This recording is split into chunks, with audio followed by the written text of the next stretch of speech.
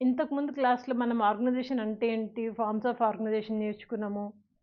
Formal, informal అని. ఇంకా తర్వాత activities point of view line staff organisation నేర్చుకున్నాము కదా! ఈరోజు మనం డిఫరెంట్ ఆర్గనైజేషన్ నేర్చుకున్నాం. అదే committee form of organisation. Committee form of organisation అంటే ఏంటి మీకు ముందు క్లియర్‌గా చెప్తాను. కాన్సెప్ట్ అర్థమైతే మిగిలిన మ్యాటర్ అంతా ఈజీగా వచ్చేస్తది. ఇక్కడేంటంటే ఒక కమిటీ ఫామ్ అవుతారనమాట. ఆ కమిటీ ఫామ్ అయ్యి, ఆ కమిటీ వాళ్ళు వాళ్ళకున్న నాలెడ్జ్‌తోని, వాళ్ళకున్న ఎక్స్‌పీరియన్స్ తోటి కంపెనీకి అవసరమైన డెసిషన్స్, కంపెనీకి అవసరమైన సలహాలని వాళ్ళు ఇస్తూ ఉంటారనమాట. ఈ కమిటీ ఏంటంటే వాళ్ళ వాళ్ళ ఏరియాస్‌లో మంచి ఎక్స్‌పర్ట్స్, మంచి నాలెడ్జ్ ఉన్నోళ్ళు.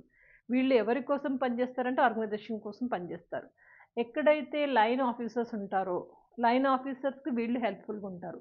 లైన్ ఆఫీసర్స్ అంటే ఎవరు? మర్చిపోతే మళ్ళొకసారి గుర్తు చేస్తున్నాను. కంపెనీ సీఈఓ, ఎండీ వీళ్ళు టాప్ మేనేజ్మెంట్ కదా! వీళ్ళ కింద పనిచేసే వాళ్ళే లైన్ ఆఫీసర్స్. ఎగ్జాక్ట్‌లీ వీళ్ళ కింద పనిచేసే లైన్ ఆఫీసర్. అంటే వీళ్ళు చాలా క్రూషియల్ రోల్ ప్లే చేస్తారు ఏ ఆర్గనైజేషన్‌లో అయినా. వీళ్ళకి మంచి సలహాలు ఇవ్వడానికి committee form of organisation form అవుతుంది. వీళ్ళేంటి లైన్ ఆఫీసర్స్ క్రూషియల్ డెసిషన్స్ తీసుకుంటారని చెప్పాను. ఈ క్రూషియల్ డెసిషన్స్ తీసుకోవడానికి వీళ్ళకి అంత నాలెడ్జ్ ఉండకపోవచ్చు అన్ని ఏరియాస్‌లో. లైక్ ఫినాన్స్‌లో ఒకరికి నాలెడ్జ్ ఉండకపోవచ్చు. లేకపోతే కొంతమందికి ప్రొడక్షన్ గురించి నాలెడ్జ్ ఉండకపోవచ్చు. మార్కెటింగ్ గురించి నాలెడ్జ్ ఉండకపోవచ్చు. ఇట్లా అన్ని ఫీల్డ్‌లలో వీళ్ళ ఎక్స్‌పర్టైజ్ అయితే కాదు కదా! వీళ్ళకి హెల్ప్‌ఫుల్‌గా ఉండడానికి ఒక కమిటీని ఫార్మ్ చేస్తారు. ఈ కమిటీ వాళ్ళకు ఉన్న నాలెడ్జ్ తోటి వీళ్ళకి హెల్ప్‌ఫుల్‌గా డెసిషన్ మేకింగ్ కానివ్వండి, ఏదైనా చెప్పడానికి వీళ్ళు ఉపయోగపడుతూ ఉంటారన్నమాట. ఇది కమిటీ ఫార్మ్ ఆఫ్ ఆర్గనైజేషన్. ఒక కమిటీ ఫార్మ్ అవుతారు వీళ్ళ కోసం. ఇప్పుడు ఈ కమిటీ ఫార్మ్ ఆఫ్ ఆర్గనైజేషన్ అంటే ఏంటంటే ఇంకా క్లియర్‌గా మీకు ఒక 3 సెంటెన్స్‌లు చెప్తాను. ఒకటి, a number of persons may come together to take decision. Number of persons అంటే కొంతమంది ఒక గ్రూప్‌గా కలిపి ఫార్మ్ అవుతారు. దేనికోసం? To take decision. ఒకటి point number 2 take decision. Decide course of action. ఏదైనా యాక్షన్ తీసుకోవడానికి to decide course of action దానికోసము. And advise line officers. Line ఆఫీసర్స్‌కి అడ్వైజ్ చేయడానికి. Advise line officers on some matters. It is a committee form of organisation. ఈ మూడింటి కోసం committee ఒక group of people form అవ్వడాన్నే దాన్ని కమిటీ ఫార్మ్ ఆఫ్ ఆర్గనైజేషన్ అంటాము. ఇంకా డెప్త్‌గా వెళ్ళాలంటే it is a method of ఈ కమిటీ ఫార్మ్ ఆఫ్ ఆర్గనైజేషన్ అనేది ఒక మెథడ్ అనమాట. మెథడ్ ఆఫ్ కలెక్టివ్ థింకింగ్, కలిసి ఆలోచించడం. కలెక్టివ్ థింకింగ్, కార్పొరేట్ జడ్జిమెంట్, అంతా కలిసి కార్పొరేట్ జడ్జిమెంట్ చేయడము అండ్ కామన్ డెసిషన్స్‌కి రావడము. ఈ వీటి కోసం ఏర్పడింది కమిటీ ఫార్మ్ ఆఫ్ ఆర్గనైజేషన్ అని చెప్పొచ్చు. ఈ గ్రూప్ ఆఫ్ పీపుల్ ఎవరు? Group of competent and interested persons. మంచి కాంపిటెంట్, మంచి నాలెడ్జ్ ఉన్నోళ్ళు అండ్ బాగా ఇంట్రెస్ట్ ఉన్నవాళ్ళు. వాళ్ళు పూలప్. వీళ్ళు పూలప్ అయిపోయి, పూలప్ అంటే కలిసి ఒక డెసిషన్ మేకింగ్ కోసం. ఇప్పుడు దీని కాన్సెప్ట్ అయితే అర్థమైంది కదా! దీని అడ్వాంటేజ్, డిసడ్వాంటేజ్ చూద్దాం. అడ్వాంటేజెస్ ఏంటి అంటే గనక ఫస్ట్‌ది పూలింగ్ ఒపీనియన్స్. కమిటీ అంటే డిఫరెంట్ పీపుల్ ఉన్నారు కదా! అందరికి ఒక్కొక్క రకమైన ఒపీనియన్స్ ఉంటది. అందరికి ఒక్కొక్క రకమైన అభిప్రాయాలుంటాయి. అంటే అందరూ అన్ని ఫీల్డ్‌లో ఎక్స్‌పర్ట్ కాకపోయినా కొంతమంది కొన్ని ఫీల్డ్‌లలో మంచి నాలెడ్జ్ ఉంటది. వాళ్ళ యొక్క నాలెడ్జ్‌ని ఇక్కడ షేర్ చేసుకోవడం జరుగుతుంది. నాలెడ్జ్ షేర్ చేసుకున్నారంటే ఇంకేముంది మనకు మంచి డెసిషన్స్ అవుతాయి కదా! అందుకని పూలింగ్ ఒపీనియన్స్, డిఫరెంట్ ఒపీనియన్స్‌ని తీసుకుంటాము. అట్లాగే బెటర్ కోఆర్డినేషన్. వీళ్ళందరికీ మంచి కోఆర్డినేషన్ ఉంటుంది. ఎందుకంటే వీళ్ళని అపాయింట్ చేసిందే పర్టిక్యులర్ పర్పస్ కోసం కదా! వీళ్ళందరూ ఆ పర్పస్ కోసం పనిచేస్తున్నారు కాబట్టి వాళ్ళకి ఒక అండర్‌స్టాండింగ్, ట్రైనింగ్ అన్నీ ఉంటది కాబట్టి ఒక మంచి కోఆర్డినేషన్ తోటి మనం ఒక డెసిషన్స్ తీసుకునే అవకాశం ఉంటుంది. అదే విధంగా బ్యాలెన్సింగ్ ఆఫ్ వ్యూస్. ఇక్కడ అనేక మంది వ్యక్తులు కలిపి మనకు కమిటీగా ఫార్మ్ అయ్యారు. ఫర్ ఎగ్జాంపుల్ ఇక్కడ ఒక 6 మంది ఉన్నారు. 6 మంది ఉన్నారు. ఇక్కడ ఏమిటి బ్యాలెన్సింగ్ ఆఫ్ వ్యూస్ అన్నాడు. ఒక వ్యక్తి ఒకలాగా అన్నాడు. ఇంకా మిగిలిన వాళ్ళందరూ ఏం చేస్తారు? నో, నో ఇది తప్పు, ఇది కాదు, ఇది కరెక్ట్ అని చెప్పేసి వాళ్ళు ఇతన్ని మేనేజ్ చేస్తారనమాట.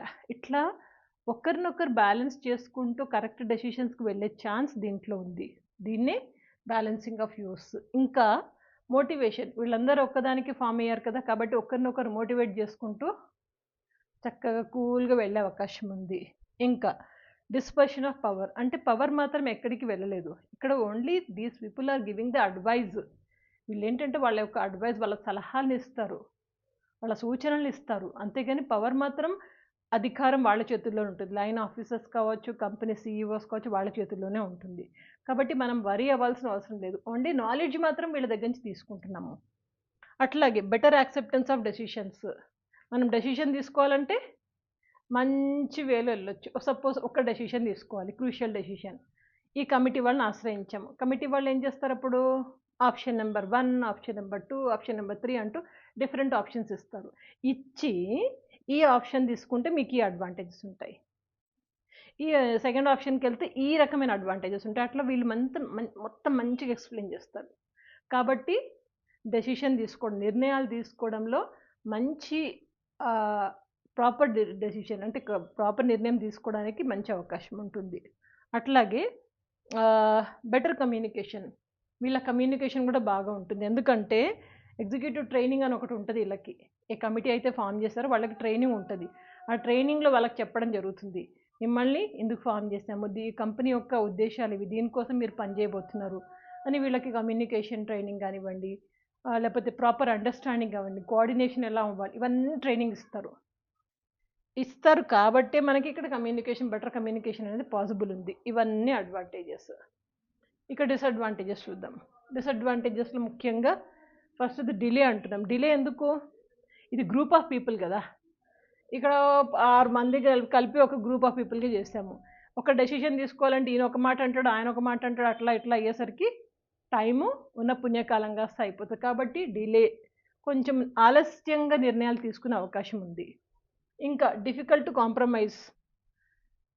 బుర్రకో బుద్ధి, జిహ్వకో రుచి అన్నట్టుగా ఒక్కొక్కరి మైండ్ ఒక్కొక్క రకంగా ఉంటుంది. అలాంటప్పుడు కాంప్రమైజ్ జల్దీ అవ్వరు.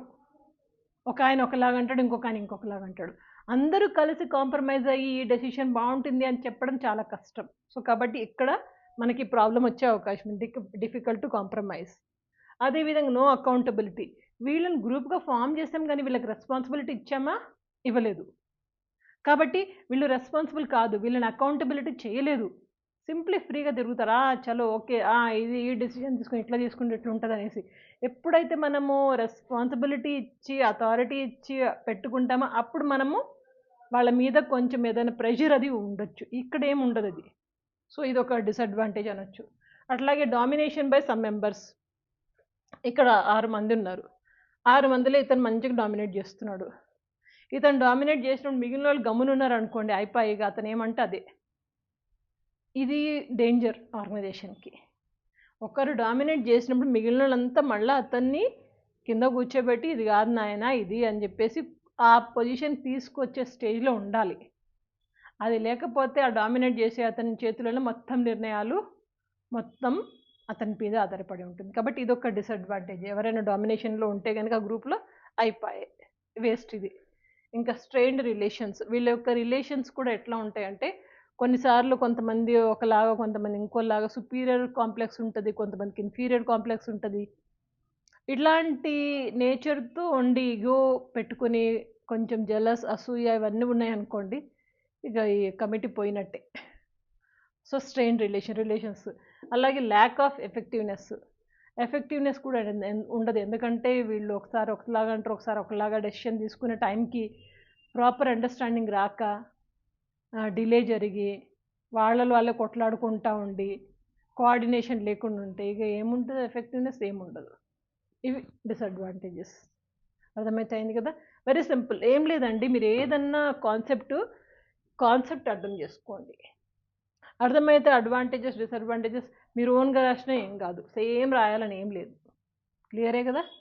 తప్పకుండా గట్టిగా చదువుకోండి అండ్ 10 మందికి వీడియోలు షేర్ చేయడం మర్చిపోవద్దు. Okay, stay connected. Good luck.